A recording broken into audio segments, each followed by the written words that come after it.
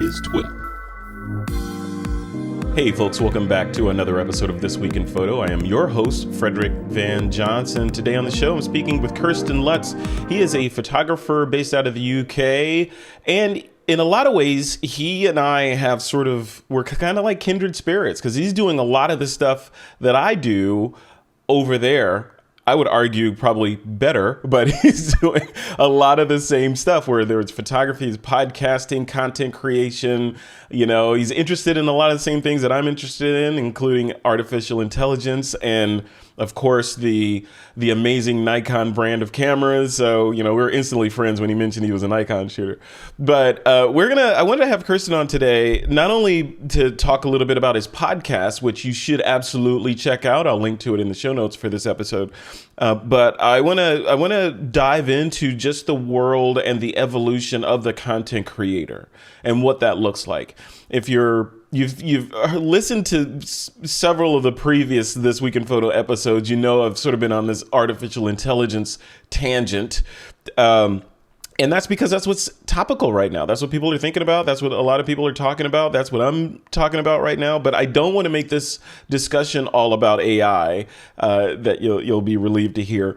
I want to talk about a little bit how AI fits into the world of the solopreneur content creator and how it accelerates some of the things that we can do, but also the other tools and the other things that you need to know and master in order to be a successful content creator or photographer today in 2023 as we record this, contrasted with, let's call it 10 years ago. What did it look like back then? So Kersten Lutz is here to help unpack all of that stuff. Kersten, welcome to the show, man. It is a pleasure to have you on. Thanks for taking the time.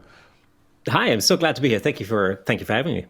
No, absolutely. Absolutely. So let's kick this off, man. I want to kick it off with just a quick introduction. This is your first time on This Week in Photo, hopefully the first of many times that you'll appear on the show. But introductions, who is Kersten Lutz and what are the kind of things that you're working on over there in the UK? I would say it used to be easy, to say like, well, I'm a portrait and headshot photographer, but nowadays, it's really not quite as easy anymore, because nowadays you have to have your fingers in a lot of different pots, as they say. So I am a portrait and headshot photographer, but I'm also a podcaster and I'm a content creator and I make videos, and so I'm also a videographer, and all the rest of it. And I create shorts for YouTube and Instagram and TikTok and so on and so forth. So it's gone very much beyond just doing stills photography, and with that comes a whole array of additional skill sets that I had to develop in order to sort of keep up in this world of ever-changing needs when it comes to visual content creation. And what kind of skills? Are you and I mean, like I said in the little intro there, the tools that where I sit right now in my little home office at my desk, producing this podcast, the tools that I have available to me from one perspective cost a tiny fraction of what it would have cost to do similar kinds of productions back in the day when we were growing up, right? It used to require literally hundreds of thousands of dollars worth of camera gear and switchers, and if you want to, not to mention the live streaming aspect of what we can do, that would have required a satellite truck and all the things. And I can do it from a MacBook Pro sitting in my little home office here. So the tools have changed, which allow us to do a lot more. On the one hand, what are the main tools that Kersten Lutz is using to produce the stuff that you're working on? There's got to be a core set of things that, if you were dropped behind enemy lines, you could do your job. Like what are those things? Yeah, absolutely. I mean, if I was dropped behind enemy lines, it'd be my Nikon Z6 II, which I love. Woo! And, yes. I do absolutely everything with, I shoot video with that, I shoot stills with that. And, in my professional photography work, I shoot everything from portraits to, commercial photography with that. I, as a tool, it's really like for me, it's the Swiss Army knife of cameras. And so it works really, really well for me. But if I was being dropped behind enemy lines, really what I'd need is, my Z6 II and a mic. And I can pretty much and maybe a mobile phone, so I can tell it to that. But Yeah. By and large, I could do most things.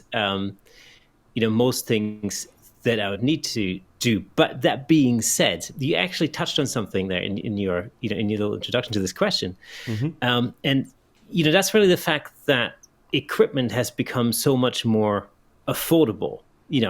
Over the last, so let's say 5, 6, 10 years. In a former life, I used to be a musician. I used to be a session musician, and so I used to work a lot in recording studios and with radio stations, for example. And just to give you an example, I used to work a lot with the BBC over here in the UK, BBC Radio in particular. And if I just think of the setup that was required only a few years ago in order to put a radio show out on the air, there used to be a studio, then there used to be a broadcast truck, literally parked behind the building, and that would basically send everything to the satellite.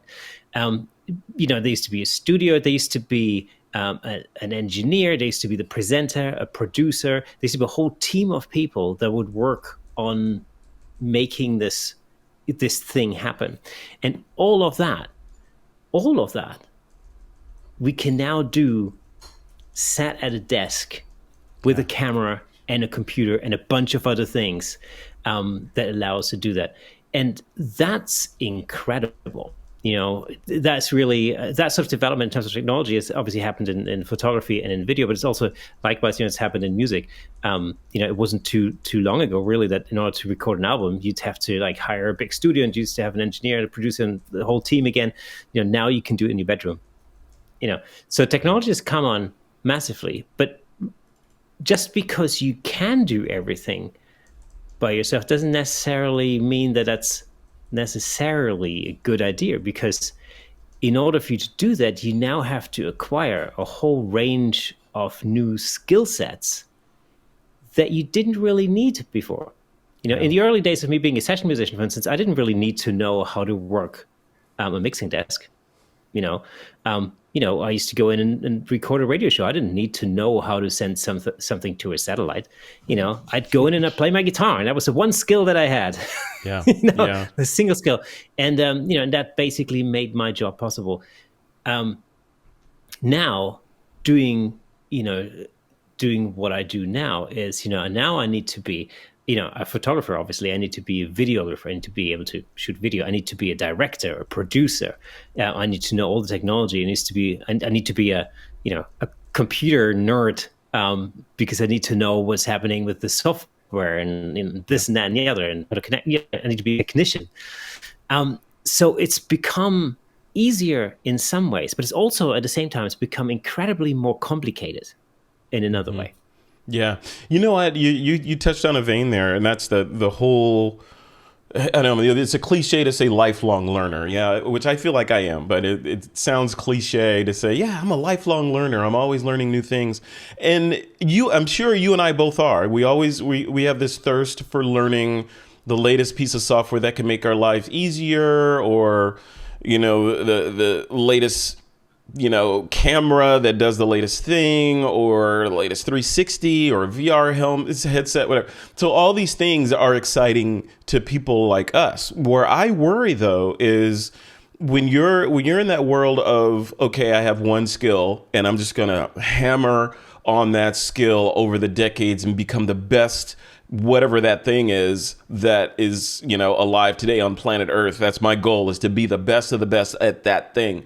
What happens when you diversify and spread the need to be the best at something over all the things that you mentioned, versus, for example, being the best, musician on a particular instrument or genre? That's one thing, right? And focusing on that for an entire career and being known as that person that does that. Whenever somebody mentions that, your face pops into their head. What happens today when things are kind of spread out, right? You got to be good at all these things. Is it possible to become truly amazing at all of these things without focusing on a single thing to burn a hole in it and make a dent? What do you think? I think that's what I mean. It's become incredibly more complicated, today, because in a sense we have to be much better at a number of different things, and ultimately, it all boils down to communication. We need to be much better communicators. And we nowadays, of course, we use technology today to communicate with the world. The structures used to be very different, and I sort of kind of refer back to music in the way that it used to work back in the olden days. Like if we go back to the 50s or even before that, the 40s, record companies used to have staff songwriters, and they used to write songs. And then they had the A&E, so the A&R department, the A&E, emergency department. No, they say if the A&R department, the artist and repertoire, and what that meant was, those were the guys who would go out and they would match artists with repertoire. This was in the day before Elvis Presley, or actually in the sort of time of Elvis Presley, before the Beatles, when artists weren't expected to write their own material. In fact, there was a time when it was frowned upon, because people used to think like, well, you're a great singer. That doesn't make you a great songwriter, because songwriting is a different skill. We have great songwriters that write great songs, and we match them up with great singers and great artists. And then when we can make that match and write the perfect song for the perfect artist, then we make a hit, And that's what the A&R department used to literally do, Then, throughout the 60s and 70s, it became normal that bands and artists would write their own material. And now it's a requirement, almost. And so things change. So now as an artist, like as a musician, as a singer, now you need to be also a great songwriter, and and of course a lot of stuff is, it's produced differently. So now you need to be a producer and engineer and all the rest of it, And so you can argue that on one hand, because you have to diversify in so many different ways, you can't be such a specialist anymore. But I think the demands are still there for you to be really good at a particular thing. Like, making a photography podcast, does require a degree of expertise when it comes to photography, because that's the subject that we'd be talking about.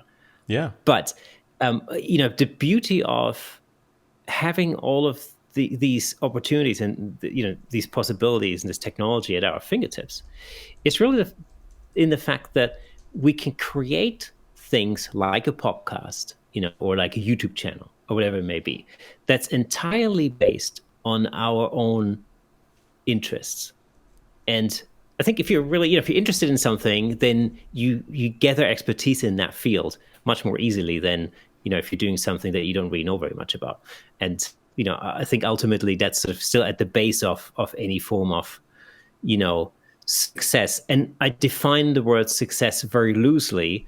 I'm not really talking about success in terms of like, subscribers or views, anything like that. I define success in the ability to do something over an extended period of time that fulfills you and brings you joy and allows you to carry on doing that thing. Yeah. Yeah. No, continue. Yeah. Yeah. That's basically it. That was it. No, I was like, okay, I don't want to interrupt that thought. That was gold. No, yeah, I agree. Yeah, so what you're saying is you could still be excellent at one thing, but the waterline for the other skills that you need to have is kind of raising, but you can still stick out above the waterline with excellence in one particular area. Yeah, exactly. I mean, just again, I draw parallels to the world of music because it is there are such great parallels to be had there. It is, yeah. And the industry has changed in very much the same way as the photography industry, maybe even a little bit earlier. If you think about the event of Napster, for example, back in when was that? The early 2000s. It was when all of a sudden, the bottom fell out of the music industry, and all the money went because nobody bought anything anymore. And that's a little bit like, if you think about it, no industry can survive that in the long run. It's a little bit like, imagine you're running a bakery, right? And people come in and they demand your bread for free.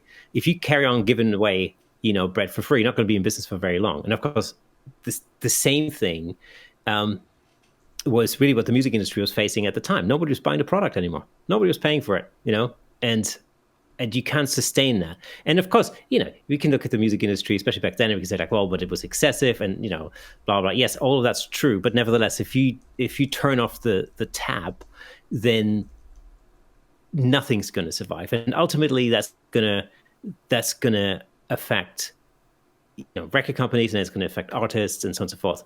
And so back in the 80s and 90s, if you were in a band, you put all your energy in being discovered, playing really great gigs, writing good songs, playing really great gigs, hoping that some A&R guy would be there to discover you. Bands used to be discovered back then. Nowadays, if you're in a band, you really have no chance in hell unless you literally run your own marketing department.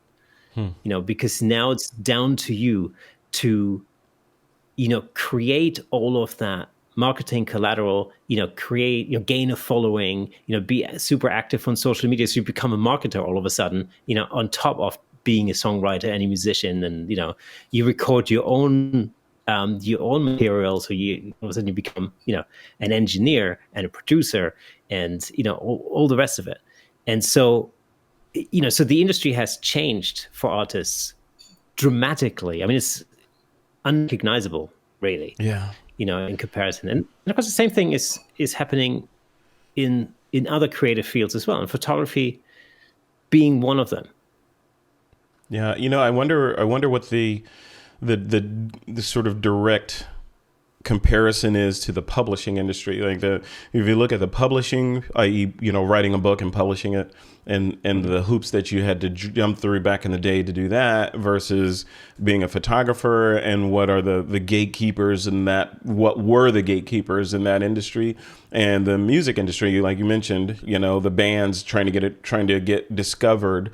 What were the gatekeepers there? If you look at publishing, one of the big ways that industry has changed, and arguably shrunk, but definitely changed, was back in the day, the publisher was the gatekeeper. You'd write a book proposal and send it over to a publisher, and if they liked it, they might give you an advance, and you write the book on a schedule, then you publish the book, and you get some sort of percentage on royalties after your advance was paid back. And hopefully people would like the book and it would sell, and you write another book. Those days have changed, and the gatekeepers have in a lot of ways morphed. And one of the publishers I spoke to a couple of days ago was saying that when they're entertaining publishing a new book, part of that calculus is now what's your follower count? What is your social media reach? And they factor that into if they're going to get behind the book and publish it and push it out or not. So going in there even if you have you're like a burgeoning Stephen King or somebody, and you have a fantastic idea for a book, if you walk in there with zero social media footprint, your chances are going to be dubious at best, versus the guy next to you that wrote maybe not as good a book, or has not as good of an idea, and he or she goes in, and they have 1 million followers behind them. Then the publisher obviously is going to line up and push their book forward. On the flip side of that coin, why would that person even be at a publisher? If you got 1 million followers, you could push it yourself, right? And promote totally valid and question. take all the money. Yeah. So I don't know. What's the analog there to other industries? I don't know. Well, I mean, first of all, and it just goes to show that, now all of a sudden you have to be a businessman as well, Yes. or businesswoman. That's the other thing that really, as an artist back in the 20, 30 years ago, you didn't really necessarily have to worry about. Of course, to your own detriment, because all of a sudden, it was managers and record companies executives that would basically take not only a top slice, but almost all the slices, out of the money pie. And so you, as an artist, you could find yourself in massive debts. I remember the days when, record companies would pay advances. And of course, nobody told you as an artist that, you had to pay for the whole album production out of that advance. And, you'd be happily spending your advance going, whoa, they paid me lots of money. Awesome. I'll buy whatever car, and party hard. And then, and then the money'd run out. And then, all of a sudden the record company turns around and they're like, oh, okay, now you owe us £250,000. Thank you very much. Right. And you go, what? Yes. Yeah. But, so I'm really not saying that I'm in no way saying that it was better in the in the older days. It really wasn't. I 100% embrace the creative freedom that we have today, 100%, because now you're in control of your own destiny, and that's something to behold. You can now make decisions like any, what do you call it, sole trader or whatever. You make your own decisions, and you're responsible for your own destiny in a sense, and there's something really positive in that. You're not really as reliant on other people who might just want to, have a piece of the cake, as it were. So, and so you're a little bit more in control. Well, actually, you're a lot more in control, really, in that respect. But it does mean that you have to really create a multitude of different skill sets, in order to do that, and that can be challenging. Absolutely, no doubt. And I think it's all about mindset. Personally, is as you mentioned, the sort of the hunger to learn new things, to a degree that really needs to be part of it. Because there's always something new around the corner. Just to go from podcasting to live streaming, all of a sudden there's a whole array of new things, new skills you got to develop. And we've been talking about this before the show. For example, troubleshooting is a huge one. And so, but ultimately, if you want to take advantage of all the opportunities that we have nowadays, thanks to technology and the ability to self-publish and everything else, then it just does require that. So you got to take what do they say? You got to take the sweet with the rough, or whatever they say. Yeah, sweet with the sour, good with the bad.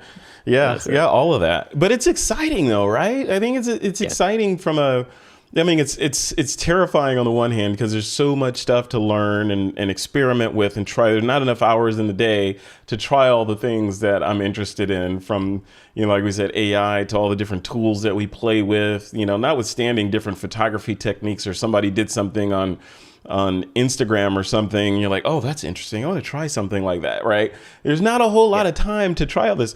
And where I was going earlier was with this embarrassment of capability that we have, any facet of which you could drill down into to become an expert in. As we get older, right, going back in the day, being the master of one thing, you're the master of that thing, and you become an old man or whatever, and you still know how to do that thing, and now you're a sage because you know all the intricacies of how to do that thing, because that's all you've been doing since the beginning of time. Now that's kind of diluted a little bit. The other factor on top of that is you get tired as you get older, right? You go like, do I have to do this again? Do I really want to be doing all of these things? I got to edit that. You can't. I don't think you can. Maybe I'm wrong, but I don't think you can maintain a level of enthusiasm and verve for everything in perpetuity. So how do you safeguard against that? Like, is there, in your opinion, I know you don't have all the answers, but in your opinion, how do you make sure or ensure that as time marches on and you get tired of certain aspects of what you're doing, that you remain energized and you remain enthusiastic and your creativity remains fed in order to keep going, so you don't burn out because you've been doing too much all, for all these years? Or is there a way? Maybe the solution is to burn out and then someone else takes over. I don't know.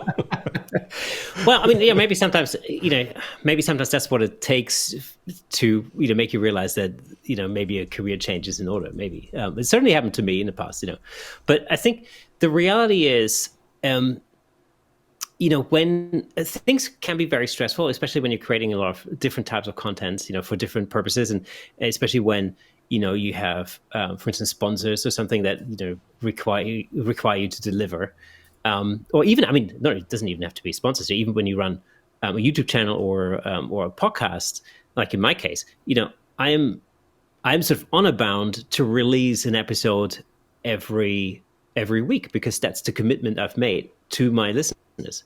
And, so I damn well better deliver every Thursday, and if I don't, I better have a really good excuse as to why I don't. And so that's the pressure, you end up putting on yourself, really, to to make that happen. And so it's important to, first of all, there's two things. One is it's really important to create a work-life balance. And I know a lot of people talk about work-life balance and stuff like that. And, but it's very, very, very important to bear that in mind. Family, is an important thing. And these sort of activities can very easily take, overhand. So, I mean, that's one thing, you're going to be ideally very strict with that in itself. But the other thing is also that, I think in a creative world, especially in a world where things are changing so rapidly, there are not only lots of opportunities, but also lots of, there's lots of creative opportunities, things that change, new creative avenues that open up.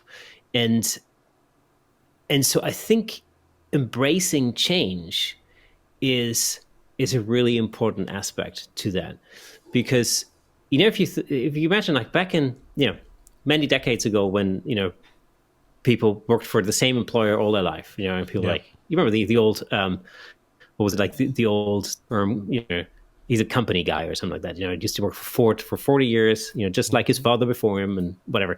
Just imagine doing the exact same thing, day after day after day for the rest of your life. Yeah. There's a certain, it's difficult to imagine. There's a certain degree of security in that, of course. That's one thing, but I don't think it's necessarily particularly fulfilling, and it can quite easily lead to things like burnout, for example. But I think in the creative world, we have the opportunity now and the ability to affect change. And so it's important to really allow yourself that flexibility, to sometimes go with the flow and change things up a little bit and do things differently. Things evolve. I think once you allow yourself to go with the flow a little bit, then things evolve quite organically sometimes. And I just use, I use my own podcast, the Camera Shake podcast, as an example. Obviously, the only reason why I'm doing a podcast is simply down to the pandemic. It was completely born out of the pandemic. If you'd asked me a year before the pandemic whether I could see myself as a podcaster, I would have had to say, like, I don't even know what, I know what a podcast is, but how does that work? What? Zero idea. Yeah, exactly. It's like an audiobook, isn't it? That's, and so, an event like the pandemic, for example, sometimes you have these turning points in life. Things happen, from my own personal experience. 2013 was a turning point for me, because that was a year where a lot of stuff happened for me. My dad died, and my grandparents died, and my relationship split up, and and all of that happened like within 9 months, and all that kind of stuff. And for me, that was a turning point in my life, where I knew I'd come to the crossroads here, and I needed to take a different turn. I need to make a change, because that was the way for me to continue, basically. And so I made a massive career change, and I switched my career from music to photography. And when the pandemic hit, for example, of course, just like many portrait photographers in particular, and I guess wedding photographers and so on, a lot of the work literally got canceled from one day to another. And you were looking at a diary, that was pretty much empty for the rest of the year all of a sudden. And nobody knew how long this whole pandemic thing was going to go on for, and so on. And so, for me, the logical consequence of that was to embark on another creative endeavor, just simply to keep myself creatively challenged and entertained and engaged and so on. And so I just thought, why not? Why not start a podcast? Exactly. And the initial question was like, okay, so how does this work? And how does one do a podcast? And where do they live? How long should it be? What should it be called? How do you structure a podcast? How do you get that podcast so that people can listen to it, and and all that kind of stuff. And to begin with, it was a challenge, but it was also incredibly fun, because it was something new for me to find out and to, get my teeth into, and to just figure out, how to solve one problem and then another problem. And it really wasn't about, actually at all, it wasn't about how many listeners there would be or whatever. I didn't really think about it at all. The main thought, or the thinking behind starting this podcast, was actually more one of creating structure within the week, really, because during that time of the pandemic, in the UK, we were locked down basically quite extremely. So I remember, at the time, I think we were allowed outside the house for 45 minutes a day because, just for exercise. And other than that, we were locked in the house. And so, you couldn't go out, you couldn't see friends, you couldn't see family, you could go to work, if you were working in an office or whatever. And so every day just became the same.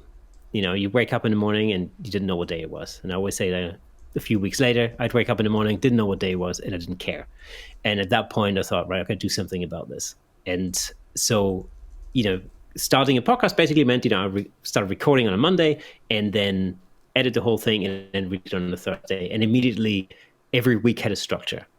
I knew Monday was recording, Thursday was putting it out there, and in between I would have to edit it. And then once I'd released the latest episode, I then would have to think about what the content would be for the next week, for the following episode, and I would have to start planning that.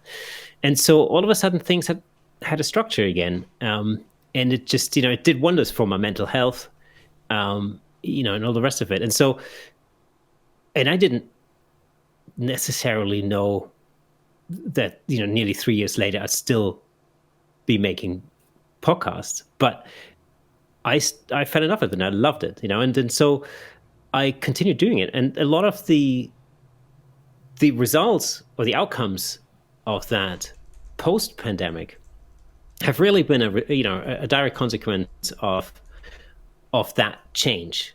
Had I not started making podcasts, I wouldn't be doing a lot of the things that I'm doing now. And so, again, because we have that control over our creative lives now, we can affect that change. It's much more easy. That was much easier. Much more easy. Yeah, much easier. It is. To basically, So, I think it's easier, and that's part of it. I mean, it's definitely, like I said before, it's an embarrassment of riches, right? An embarrassment of capabilities, which in a lot of ways, for a lot of people, myself included, sometimes leads to analysis paralysis of, oh, I can do this. Should I do that? Or maybe I'll do that. Oh, I just saw this, so-and-so just released a new update to their software with this whiz-bang new feature. I got to go play with that now, So I think it's one skill that content creators need to develop is that focus, right? It is that focus. And like you say, Kirsten, the whole routine of it all, and putting certain parts of what you're doing on rails so that, it is a thing and you're not all over the place and, squirrel, let me go over there and play with that new thing. You've done you're working on a lot of stuff. I have a couple things I want to touch on. You mentioned the podcast, right? The Camera Shake podcast. So tell me about that show. I know obviously you said it was born from the pandemic and for reasons, and you put your creativity into it. But now that it's got some momentum, you've had some pretty big names on there. How did you get from guy in the room with a microphone, doing a podcast who didn't even know what a podcast was months before, to booking big names on your show? What was the path there? Well, I'd like to say, it was like, a meteoric rise, but it really wasn't. If you think about it, I've just recorded episode 162. That's 162 weeks of, slogging away, basically. So, it's incremental. I think, the path is very incremental, literally, when we first started, the very first episode, actually, it was really a fun thing to remember because we didn't know how to do it. I started a podcast with a friend of mine, Nick, and I remember we were on the phone or on FaceTime or something on a Friday at the beginning of the pandemic. Once we'd watched everything on Netflix that there was to watch, and we'd done the movie the Marvel movie marathon several times over. Yeah. like most people, and we getting sick of like Zoom quizzes and all that kind of stuff. We were talking every day. We would talk, and we would talk about photography stuff. He's a videographer, so we were talking about camera stuff and nerdy things and all that kind of jazz. And and so I think it was a Friday afternoon. We were talking, and we thought we both were sort of getting to the point where we're quite depressed about the fact that there was absolutely nothing happening, and we decided that maybe we should start a podcast. And then the next thing is like, okay, well, how does this work? Where, like I said, where do podcasts live, and how do we do it? And of course, it's easy to talk yourself out of a good idea really quickly once you start focusing on the problems, and the obstacles and the hurdles and everything else. And I think so. 2 hours into the conversation, I basically said, like, look, man, what are you doing on Monday at 4 p.m.? And Nick said, well, nothing. I'm stuck in a house, can't go anywhere, so I'm doing nothing. I'm like, okay, cool. Well, Monday 4 p.m. is when we're going to record the first episode, and that's that. We're just going to have to figure it out between now and then. And that's what we did. Lo and behold, we figured it out over the weekend. And Monday, 4 p.m., we started recording. And we called the first episode Done is Better Than Perfect, because we knew it wasn't going to be perfect. Far from it. But we just had to get it done. And, sometimes that's just the attitude that you have to have. You just have to get it done. It's not going to be great. It's probably going to be pretty terrible. And it really is. And if anybody's interested, go back, have a listen or have a look, at episode number 1 of the Camera Shake podcast. It really was truly terrible. But we also knew that by continuing, we knew that episode 10, in all likelihood, would be better than episode 1. And episode 20 would probably be better than episode 10. And episode 50 would be better than episode 20. And, and so that was one very important factor to realize, that just simply by doing it, we're going to get better at doing it. And so you have to put some trust into that to start with, because you discover new things and you solve problems. And as in this sort of world, when we work with a lot of technology, there are always problems. Always even problems. in this episode, right? Yeah, absolutely. We're constantly troubleshooting and problem solving and whatever. But the good news is, every time we solve a problem, we've learned something new. And the next time we come across this problem, we already know the solution, or we know how to avoid that same issue in the future. And so, yes, things can get very much more complicated much more quickly. But, that's because our state of knowledge increases, and it increases incrementally, from week to week and from episode to episode. The same thing is really true when it comes to the content, because although I've been talking maybe more about the technical side of putting a podcast together, ultimately the number one most important aspect of any piece of content, and especially a podcast, is the actual content of it, and I think I remember in episode 1, Nick and I were talking about different aspects of photography and things that we've been doing, to keep ourselves entertained and and I think we were talking about a little bit of gear or something. But I think very quickly we realized that it might be nice to have somebody else on the show, like a guest, and talk to somebody about all things, photography. And so I think, to start with, we just got friends on the show, people that we knew. And then very quickly that turned into, getting other people on the show. And then through sheer perseverance, we were lucky enough to get some people on the show that were better known, or maybe more so specialists in their particular niche. And I remember at the very beginning, I did a list. I wrote out a list on a piece of paper in my notebook, and it was called the "Wouldn't It Be Cool If" list. And on that list, nice. It was a science guy list, and I basically just put names on there. I thought, like, oh, wouldn't it be cool? Like in a, in a dream sort of thing, wouldn't it be cool to have Joe McNally on the show? Wouldn't it be cool to have Peter Hurley on the show? Not that I ever thought that they would ever agree to be on the show in a million years, because nobody, at that point, you got to remember that, it was my mom and Nick's mom that were listening to the podcast. Nobody else knew about it, Yeah. Yeah. And it's still actually, if you compare it to, like, I don't know, the Joe Rogans of this world, is still a very small podcast. It's very small and very exclusive. I don't know. Try to be as inclusive as possible. Of course, if you're listening to this, make sure you check out the Camera Shake podcast. We welcome every single new listener. There you go. No one is turned away, right? Oh no, absolutely 100%. But it's what started as a way for us to pass time and keep sane at the beginning of the pandemic. It very quickly became clear that no matter who we talk to, well-known or lesser well-known, that we were all in the same boat. And it was actually a great equalizer, because I remember having Peter Hurley on the show, and, to all headshot photographers in the world, Peter Hurley is a huge name, Yeah. And I was amazingly thrilled for him to agree to, come and talk to us.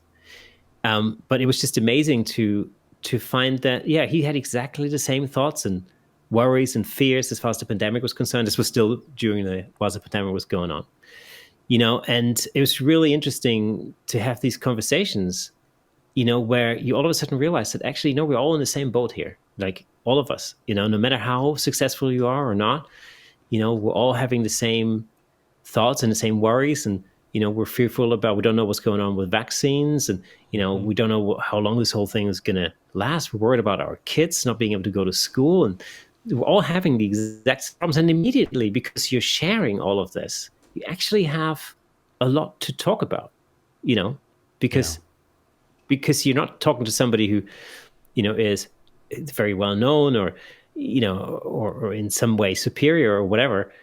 You're actually just talking to another human being who's actually worried about the same things that you're worrying about. And it just humanizes the whole thing, massively. And I think it was those conversations that, so I think chimed with, with a lot of people at the time. And so, I'd like to think that, part of what makes Camera Shake podcast different is that, often those conversations are very much on a human level. They're not necessarily. I tell you what, Moose Peterson was great. I think he paid us the biggest compliment ever. It's like we did a show with him, and I think that episode lasted maybe, I don't know, a couple of hours or something. And at the end of it, he said, like, oh, I'm so pleased I agreed to come on the podcast and talk to you guys, because this was, it was so enjoyable, because it's the only interview I've ever done where after 2 hours nobody even mentioned the word f-stop even once. Refreshing. And and so it's the attitude was always to get behind, to get into the person's mind behind the lens, if that makes any sense, rather than to get to know the person behind, the human behind the lens, rather than necessarily talk about, in-depth, I don't know, technical issues, for example. Yeah, I agree. 100%. Yeah, unless it's about that. But no, for sure.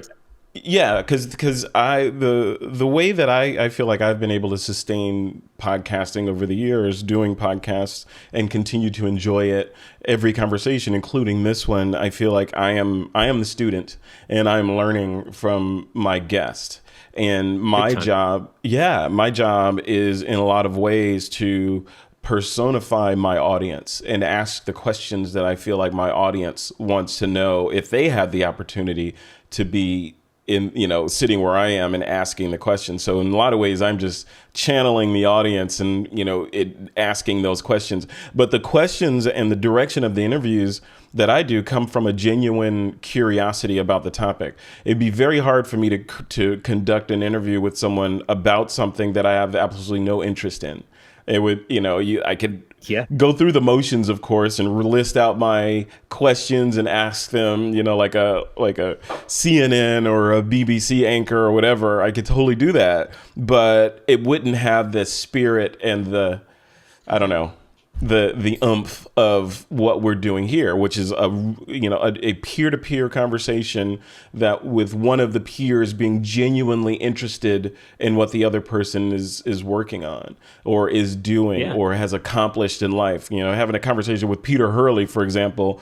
I've interviewed Peter a couple of times, and he's always taking me to school, right? About how he does what he does, right? Same with Joe McNally. I get humbled just chatting with Joe because I feel like I've told Joe it feels like he's forgotten more about photography than I know. Right? So it's amazing. Exactly. Yeah. So, I see it in exactly the same way. I mean, for me, creating this podcast, it's been my own personal university in a sense, because every time I speak to somebody, I learn so much. And of course, I hope that, the listeners have the same experience, and the beauty of not relying on a publisher and not relying on, producers and not having to rely on a radio station to put the show out or something.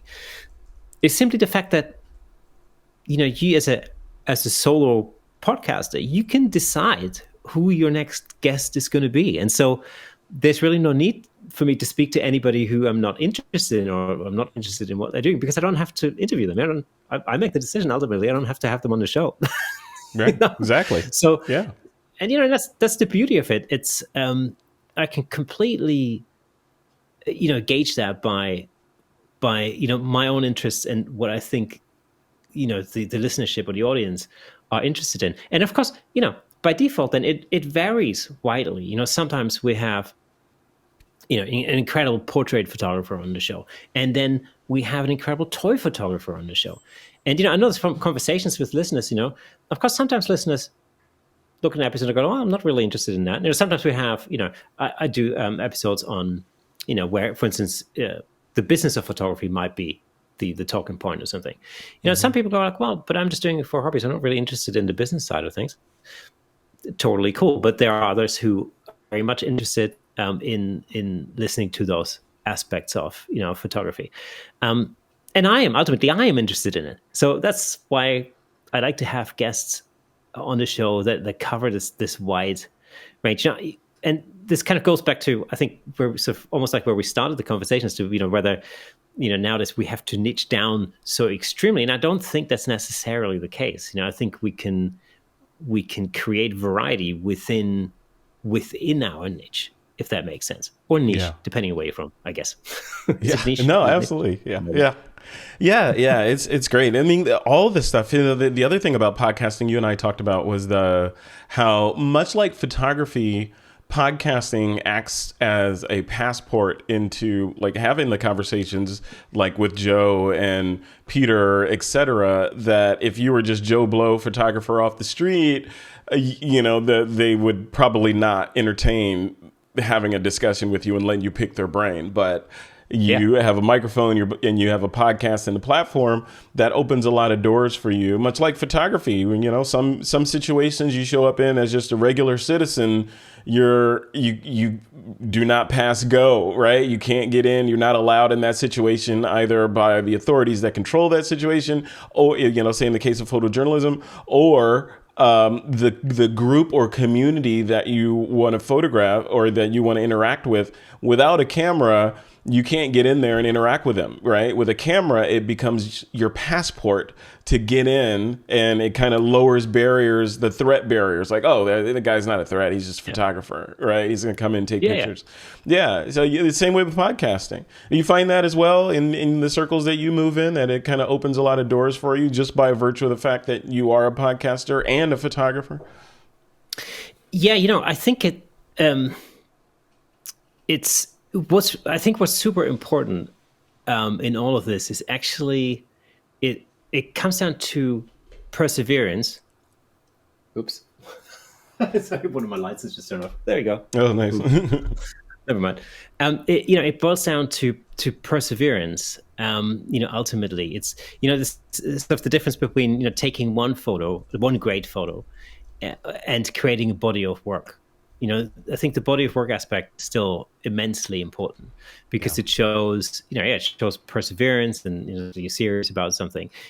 Had I I mean, podcasting is the same thing. If you make one single podcast episode, it means you've made a podcast episode. But once you've created a body of work, then people start to take you more seriously. And I think I really speak from experience, because it's not like, the Camera Shake podcast is a very small podcast, by comparison. Especially if you compare it to the behemoths of the podcasting world, like Joe Rogan, or even podcasts that have been running for a lot longer. Mm-hmm. A lot of podcasts that I listen to and whose creators I now call my friends. Behind the shot, Steve Brazel is a great example. For example. Mm-hmm. Who I call a friend now, and I've been listening to his show for years. It's been going on for a lot longer than the Camera Shake podcast. The Photobomb podcast by Gary Hughes and Bouet Perry, for example, I've enjoyed that for years. 9 years they've been going on. It's incredible. TWiP, for example, I've been listening to for a long time, and it's I think once people realize that you're serious enough to stick with something, to put all your energy into something, and and all your creativity, and you make something, and it's not just a fluke or a one hit wonder, so to say. That I think that's when people take you serious, because ultimately, in this whole industry, in the creative industry, it's your work that that speaks the words, and I think the same thing is true, when you're creating a particular type of photography, for example. You can take one great photo at a wedding. It doesn't make you the greatest wedding photographer in the world. If you look, I spoke to, I had the opportunity to speak to Jerry Gionis, only recently, wow. And it's cool. His catalog of work is incredible. I mean, it's just incredible, but there's somebody who's been working on his craft for decades and decades, and obviously created a whole body of work. And I think that's the important thing to remember. It's ultimately it's your work that will make you who you are. And people will look back, we'll look at that and they will go like, okay, well, that's that person's obviously very serious, because obviously he's put a lot of work and effort and energy into creating that. And again, the same thing is true for podcasts. It's not surprising. You probably know this, but the vast majority, I think I can't remember what the exact numbers are, like 80%, 85% of all podcasts don't go past episode 7 or whatever the statistics are. Yeah. We call it pod fading. Yeah. So it's, and I can perfectly understand why that is. But it takes just hard work and grit and perseverance to push past that, and that's I think that's important. Yeah, no, absolutely. It's like anything that's worth doing, right? It takes perseverance. What was it? Malcolm Gladwell coined the phrase the tipping point, right? Where you get to a certain point and most people roll back down the hill and give up. And those that push over that tipping point, it becomes downhill for the most part after that, and things just sort of start clicking into place. And that's the trick, is getting to that tipping point, or persevering to that point where through those barriers where most people just say, you know what, I can't do this anymore. I'm done. I can't do it. Right. If you get to that wall and then push further through that wall, then suddenly you're like, oh, this is kind of cool, right? So it's that, yeah. And the world is kind of designed that way, with that in mind for most things that we do. Where if you persevere at it, the people that didn't, weren't supposed to be doing that thing to begin with. Before we wrap up, I want to chat about 3 Heads in a Row, the project that you're working on, and what's that about, and what was the impetus behind that, and then also some of the more creative portraits that you're doing. I saw some photos of a lemon flying in the air, like Fruit Ninja style, being chopped in half. You have to explain that. So, but let's start with 3 Heads in a Row. What's that about? Give me the gist of that project. Yeah. So, 3 Heads in a Row is basically it's a portrait project, really, that I started before the pandemic. in actual fact. And so the idea was, I think it started in 2019 or something. And the idea was to really push forward or push on with that through 2020. But then, of course, the pandemic happened and all the rest of it, as we know. The basic idea was that I wanted to create, well, originally, really, I wanted to create a self-portrait for the About page of my website. That was the original idea. Mm-hmm. And so I had this idea, this kind of setup, like a tabletop scene, blah, blah, blah, and as I was photographing myself with a remote control and the camera on a timer and, all the rest of it, something went wrong, and the camera kept firing sort of mid-pose, and I ended up with a shot that had me, my hands and arms flailing in the air, and it was just, it was comical, actually, And I looked at it and I thought, well, obviously that's not going to work as a serious self-portrait for my website, but within itself, that's a really funny shot, And I thought it was quite cartoonish, almost like a caricature. And I looked at it and I thought, well, I really like this. This is, for some reason, I'm drawn to this image. It's funny. It's cartoonish. It's a little bit hyper real. And then I thought, well, wouldn't it be fun if I could photograph other people like that? And then, as I kept thinking about it, I thought, like, what would be cool would be to create a triptych of 3 images, a series of 3 images that could tell a story that would give us a little bit of an insight into who that subject is. So, and I figured that if I ask my subject to bring with them 3 objects, 3 things that mean a lot to them. So, it could be something that relates to their profession, what they do for a job. It could be something that's a hobby, or something that's just simply dear to them, maybe an heirloom, or something that just means a lot to them. And what I would then attempt to do is to get them to interact with these objects and give me those, those sort of hyper real, over the top facial expressions, that really make those shots. But the challenge there was really to get people to trust me enough to drop the facade and allow them to give me these extreme expressions, and that was really that is the challenge every time, is to build up that trust relatively quickly, so that they feel comfortable and relaxed enough and trust me enough to let go a little bit, and to allow me to create images that show them in a light like they've probably never seen themselves in, and previously would have thought, oh, well, that's ridiculous. I don't, that's crazy. And yet, the end result is always when they see the final shots, usually what happens is they go, wow, this is incredible. This is really a photo that most likely nobody will ever take a photo of them in this way ever again. So it's unique, for the sitter, for that person, for the subject. Yeah, for that person. And capturing their essence. Yeah, exactly. And it reveals a lot of personality and character and so on and so forth. And it makes for a really fun series of photographs to look at. And again, it tells a story. It's almost like it adds an additional dimension to that person. So we're not only looking at a person making a weird face, we're looking at somebody who's interacting with an object. And so across these 3 images, we can learn a lot about that particular person. So we might understand, okay, well, they're really into soccer, for example, and maybe they're into playing guitar, and they might be a photographer because they have a camera there, so they might taking pictures, or whatever it may be.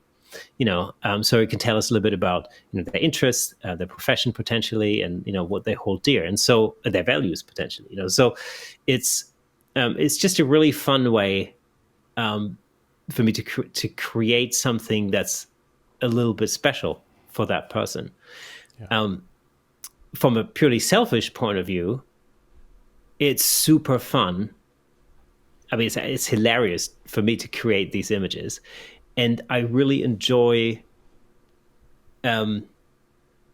helping somebody to experience the freedom of letting their guard down. you know.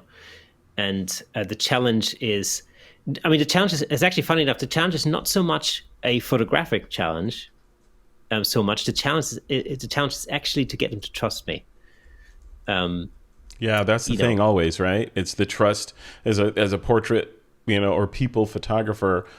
I always say that the three skills that photographers need to have that are playing in that genre. And tell me, I'm curious if you agree. So there's one, obviously, the technical side of it, where you need to understand your gear and how to do the things that you're there to do, i.e. take the photo and exposure and composition and lighting and depth of field, on and on and on, and how to execute on that particular piece of gear that you have, in your case, Z6 II, right?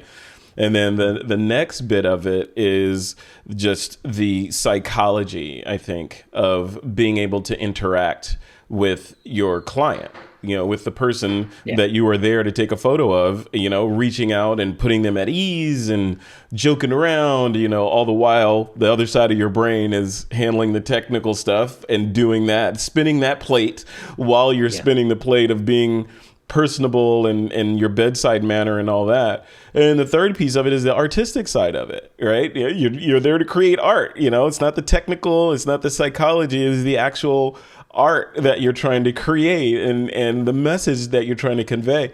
All three of those, you're juggling all three of those at any given shoot in different ways, right? Sometimes more on one than the other, but you're still juggling. Do you agree with that? And they all, yeah, absolutely. And they all relate to each other. The more I can get, the more successful I am in getting somebody to trust me and let their guard down and, relax and, give me those extreme expressions, the more successful the shoot will be because the end product will be more interesting and more, funnier and, and more, more interesting, basically. So it all boils down to that, and so I think all of these things are interrelated, very much. And even beyond just that three heads in a row project, which, by the way, if any of you listeners or viewers are interested, all you have to go is go to Instagram's at 3 heads in a row, so spelled out THRW heads in a row, and let me know what you think. Be interesting to know. But and we'll link to it. I'll link to it from the notes and in the description in the YouTube video. Fantastic. So so to me, it's taught me a lot. In engaging with people and interacting with people. Even when I'm just doing corporate headshots, for example.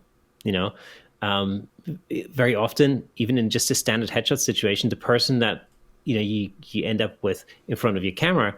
Those people are not used to being in front of a camera. It's an alien situation for them. It's completely unnatural being under, there's a softbox and there's flashing lights and somebody with a massive lens, and all that kind of stuff. And it's not normal, and so people will feel anxious and nervous and apprehensive, and it's my job as a photographer, as a human, it's my job to make somebody feel relaxed because I know as a professional, I know that I'm only going to get to the good stuff if I can get them to relax.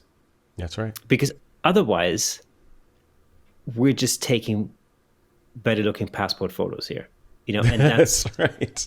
And that's not, nobody wants that. The client doesn't want that. The client comes because they want, photography that's obviously, I'd say, in inverted commas, superior to a standard passport photo, and I want to create that for them as a professional and, as an artist. But also, also from a business perspective, I want to create that quality of work because I know that, that's what my business is based on. So, so I want to basically, provide that service. And that particular skill, that interhuman skill is much more important. I've learned that that's much more important than, than the skill behind the camera, ultimately. Yeah. Because every single person is different, and just the sensibilities are different. I can get my camera settings dialed in so that I know how what aperture I'm going to use for this particular look, and I know how the light's going to be, and what the settings are. I can dial all that in. I can learn how to do that, quite easily. But every single person that comes through the door is different and requires a different sort of sensibility when it comes to dealing with them and getting them to relax, and conversation is a huge thing, which incidentally, coming back to 3 ads in a row for a minute, one of the things that, these objects do, like the 3 objects that I asked them to bring along, these are immediate ammunition for conversation.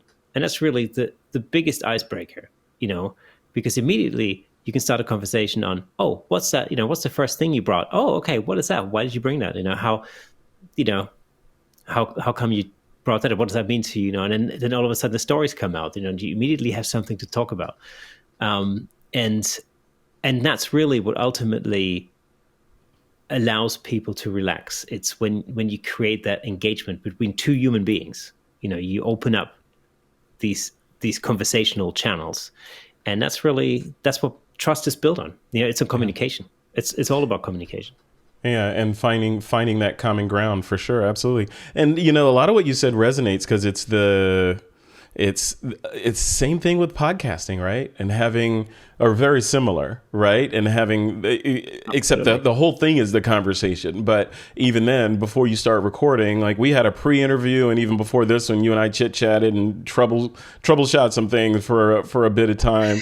But but we connected. You gotta have, if we just came into this cold and just started talking, it'd be like, 2 strangers on a park bench making small talk, versus if we have that pre-discussion and we find out, oh, we both like this. Oh, we both shoot Nikon and this and that. Then it's like, okay. When we first, good example is, this a case in point is when the first time we had a chat online, we're talking, all of a sudden we realized that we both really like Star Trek. And, lo and behold, you sent me a wallpaper on my screen, and there it is. It's the Enterprise right there. And there it is. And look behind me right there. It's the same there one. You go. Fantastic. Yeah. No, it's great. It's great. I love this stuff. And that's, I think, part of why I love doing the podcasting side of things is because of these conversations, especially during the pandemic. Now, obviously I was doing the podcast way before the pandemic, many years before the pandemic hit. The pandemic wasn't a catalyst to TWiP, but it was certainly it was my therapy, let's say, getting through it, and my contact with the outside world, and like, oh, okay. I can have conversations with normal people when I can't go outside, or I can't go over here, or whatever. I could still operate this and still have conversations with people and commiserate or whatever. Even, This Week in Photo has a community, and we meet every Friday at 6 p.m. Pacific on Zoom. Religiously, almost, right? Yeah, and everyone through the pandemic's been going for years. Through the pandemic, we were in there, and it was just it still is just a bunch of friends having conversations like, oh, did you hear about this? What about this? Kind of just shooting the breeze about the things that were affecting the world during the pandemic. We'd have our own little group to kind of dissect it. And in that group, there were physicians and nurses and, all kinds of people that would debunk different myths and all that stuff that were floating around. And that was kind of our source of sanity. And going forward, the topic obviously shifted away from pandemic stuff. And now lately it's been a lot about AI, it's just the zeitgeist of what creatives are interested in, So conversation is the key.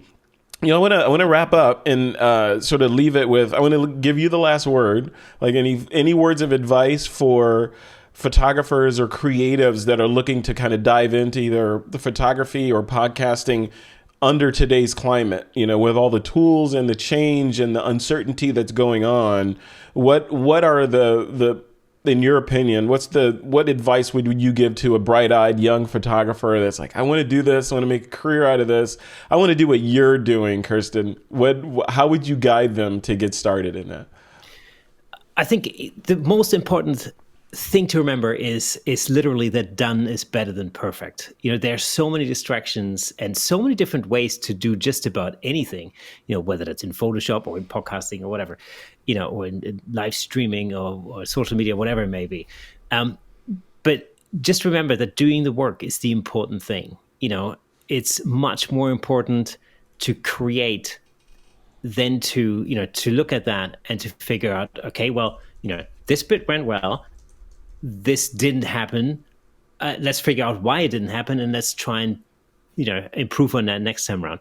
But it's all about really getting the work done.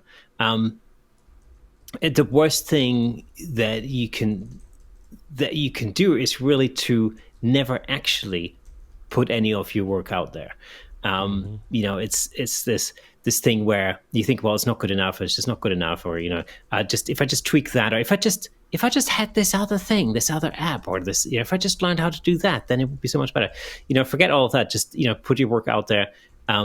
Keep doing the work, and you will get better. If you're into podcasting, like I said earlier, put a podcast episode out there. Don't have any expectations. Just let your mom listen to it. That'd be perfectly fine. Once you've done 10 episodes, maybe some of your friends could listen to it. You might want to delete the first 10 episodes afterwards. Who knows? But it's really important to get the work done, and carry on. And remember, it's a marathon, not a sprint. No matter whether you're planning on setting up a YouTube channel or creating a podcast, or or doing stuff on social media or whatever it may be, or even just getting good at something that you like doing. It could be portrait photography or landscape photography or whatever. It's all about doing it. It's about doing the work, learning from it, repeat, and pressing the repeat button. That's what it's all about. And once you can make that part of your raison d'être, or part of your week, part of your month, part of your life, then you will get better at it. You can't help it. It's a little bit like, imagine if you've never played the guitar before and you pick up a guitar, you are going to be pretty terrible at playing the guitar, no doubt. But if you practice a little bit of guitar every day, within a year, you'll be a hell of a lot better than you were on the first day. And although these changes are incremental, it's important to keep in mind that sometimes it's difficult to see your own rate of improvement from your own perspective, because you're always there when you're practicing. Same thing when you're practicing with your camera. But for other people, it'll be very easy to detect that progress, because they might only see you or hear you if you're playing guitar, once every so often. So it's important to not get disillusioned, to just, what do they call it? Back in the day, horses had these, what are they called? Blinders. That's it. Yeah. Put your blinders on and just, look at the road ahead of you. Don't look back, and, carry on and do the thing that you love. And if you truly love doing something, you will get better. There's absolutely nothing you can do about it. That's right. Wise words. If people want to contact you and get in touch and, say hello, where do you point them to first? And I'll have all the links that you sent me over in the blog post and in the YouTube description. But if someone's driving and they want to punch you in right now at a stoplight, where's a good place for them to go? Sure. Yeah, you can contact me via the Camera Shake podcast, anywhere on Instagram. It's at Camera Shake podcast, or on... we have a Facebook group as well, which is very popular. So if you join the Facebook group, Camera Shake Podcast, or of course you can hit me up on Instagram, either at 3 Heads in a Row, and shoot me a message there, and I'd be delighted to talk to you guys and see what you're up to, really. Awesome. Kersten, thank you so much for coming on. I appreciate it. What a great conversation. I hope you'll come on again. And we have several niche topics to dive into, right? Oh, definitely. Yeah, we just, inside baseball folks are listening and watching. Kersten and I got into a mutual, I don't want to call it a bash fest, but a mutual concern for not having an articulated LCD on the back of our cameras. So as content creators, so we got to bring that up, and that was a great discussion. Yeah, we'll chat about that. We got to chat about AI. There's more podcasting stuff and business stuff to dive into, and I'll leave, or my final word on this would be a huge thank you goes out to Mr. Steve Brazel for facilitating the introduction between us, right? So I without Steve, we probably wouldn't have been talking right now. So thank you. Thank you, Steve Brazel. Absolutely. And it's funny because I met Steve recently. He came to London with his wife on a short vacation, and of course, since I'm based in London, we decided to meet up, over a few drinks and a few whiskeys, maybe a few too many. I'm not sure. Nice, of course. Yeah. Does Steve like whiskey? I don't know. I can't remember. Oh, I never heard of. Never heard of that. I think he may own a bottle or two of whiskey. Maybe. Yeah. But yeah, and so we were just talking, and your name came up, and like, oh yeah, of course, and Steve went, well, you must meet Frederick, and so it happens. That's great. Thank you, Steve Brazel. That's how the universe works. Things connect with each other. That's exactly. Good.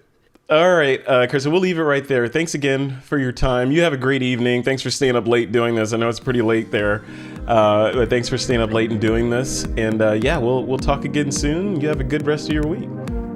Fantastic. Thank you so much.